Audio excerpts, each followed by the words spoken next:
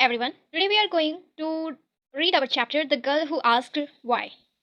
First of all, we are discussing about the author. Sean Mehta wrote her first story at age 7. Our author's name is Sean Mehta and she wrote her first story at the age of 7. The Girl Who Asked Why is one of the stories of her book named A Tale of a Fairy Tale and Other Stories. Meanings and context relevant means connected with the subject being discussed. We can say विषय से संबंधित कुछ मिलता जुलता and off limit means not allowed it, varjit आना मना है, and grandeur means grand and beautiful, Bhavya or sundar, शानदार we can say, and preposterous means completely unacceptable, पूरी तरीके से जिसको unaccept करते हैं, निरर्थक we can say, and hymns means songs of praise usually of God, uh, bhajan we can say, and panel means a group of people chosen to make decision. Group ऐसे समूह लोगों का जो डिसीजन लेते हैं जैसे कि सांसद वगैरह in parliament. And astonished means very much surprised, बहुत ही ज़्यादा आश्चर्यचकित हो जाना, we can say. And we are going to read our chapter The Girl Who Asked Why. This story happened really long time back, but it is still very relevant. Girls were taught to cook, to take care of the family, and then married off. Studying was off limit to girls. In those times, there lived a girl. She was a little different. She always had a lots of questions in her mind. When she was little, her mother wanted her to learn cooking. The girl asked her mother, "Why should I learn to cook?" Mother said, "So that you can feed yourself when required." The girl said, "Fair enough," and learned to cook. After some time, her mother wanted to teach her household work. The girl again asked, "Why?" Mother said, "So that you can be self dependent." The girl said, "Fair enough," and she learned the household chores. Then, one day, her parents told her that they will be marrying her off soon. She asked, "Why?" "Because all girls get married at this age," said the parents. "Everybody does, and so should I." "That's not good reason. I'm not going to marry." The girl's determination surprised her parents. Other parents could have forced the girl into marriage, but her parents didn't. So now the girl had enough time in her hands. As her father was a teacher, she joined her father's academy.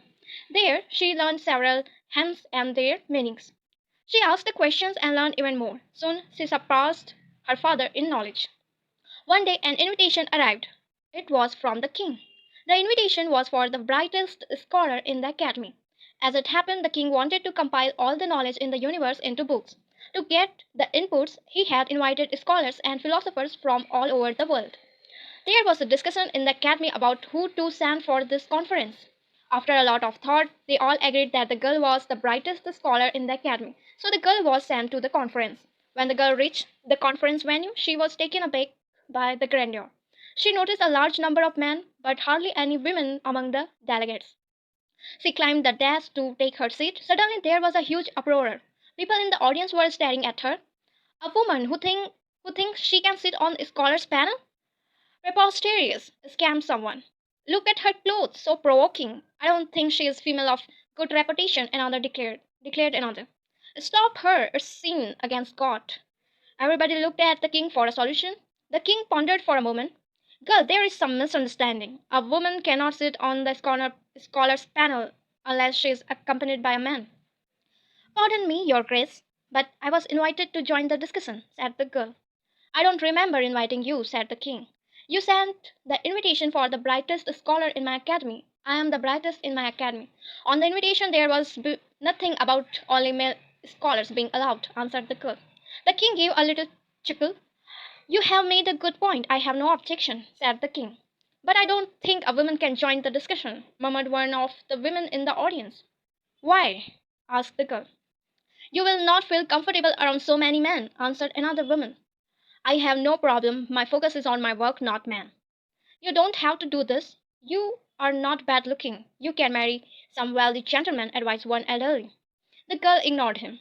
Let us have a discussion. If the scholars have objection, they can debate with her. If she wins, she can join the panel, said the king. Several liked the solution. They were sure that the girl will be humiliated by the scholars. The scholars on the desk discussed among themselves and selected an elderly scholar as their representative. So, by joining the discussion, what you want to prove? That women are better than men? Asked the elderly scholar. No, sir, I don't want to prove anything. I'm here to join the discussion, to quench my thirst for knowledge, like all of you, said the girl fearlessly. But greater knowledge is not for women, said the elderly scholar. I beg your pardon, sir, but why? Said the girl. Because female intellect is weaker than man, said the elderly scholar. Says who, sir? It is written in hymns. May I ask who wrote those hymns? Asked the girl. The hymns were written by our forefathers, said the elderly scholar. By forefathers, you mean our male ancestors? Ancestors? Asked the girl. Yes, asked the girl again. Yes, of course, by our male ancestors, said the elderly scholar. And how did our forefathers know that women have a weaker intellect? They noticed, said the elderly scholar, irritated. But how, my lord? Give me an example. How did they notice? Asked the girl again. I don't remember, said the elderly scholar. Doesn't matter. Why don't any of you scholars ask me questions to prove my weaker intellect? Many scholars thought of asking her question, but feared seeing her immense confidence. You ask too many questions, girl, shouted the elderly scholar. He was furious. The atmosphere was tense. Sir answered her. Why is a female's intellect weaker than a man's? Said the king. I need to study, your grace, to come up with an example, said the elderly scholar. Then I cannot stop her from joining the scholars' panel. She has come here on her own merit. I will allow her to sit on the panel until you come up with a convincing example, said the king. People were still doubtful about the girl's worthiness, but as the discussion progressed, all doubt vanished. Days passed. The girl took part in several discussions, asked many questions, and answered many others. Other scholars were astonished by her brilliance. When the final draft of the book was compiled, many hymns which were composed by the girl were included. Nobody knows for sure what happened to the girl thereafter. Some say she constructed a book of her own hymns, some say she opened an academy for girls. Different people, different stories, but everybody agrees that the girl who asked why became the first female scholars. Thank you very much for listening, and I want you all of you take out your book and read with me. Thank you very much for listening. Thank you.